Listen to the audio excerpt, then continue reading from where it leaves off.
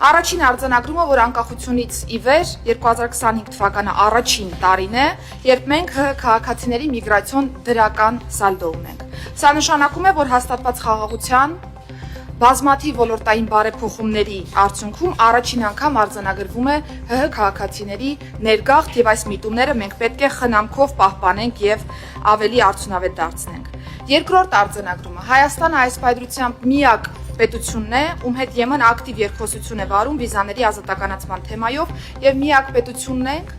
որը երկխոսության մեկնարկից ի վեր ռեկորդային արագ ժամանակահատվածում ստացել է գործողությունների ծրագիր։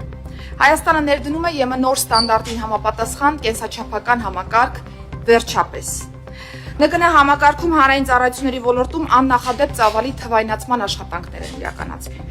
Հայաստանն ընդգրկվել է World Travel Index-ի ճամփորդության համար աշխարհի ամենաապահով երկրների ցանկում եւ 193 երկրների շարքում 13-րդ տեղում է 90.27 ինդեքսով։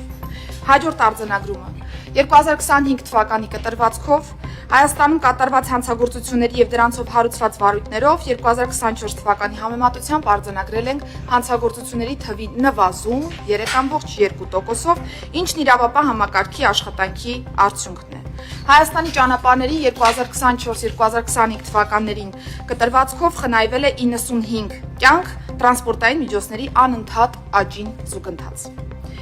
Աճել է ոստիկանության նկատմամբ վստահության մակարդակը հասցնելով հարցվածների 61%-ին։ Եվ վերջին արձանագրումը չնայած արտակարգ դեպքերի եւ պատահարների թվի աճին 2025 թվականին դրանց հետևանքներով տուժածների թիվը նվազել է 1601-ով, իսկ զոհերի թիվը 59-ով։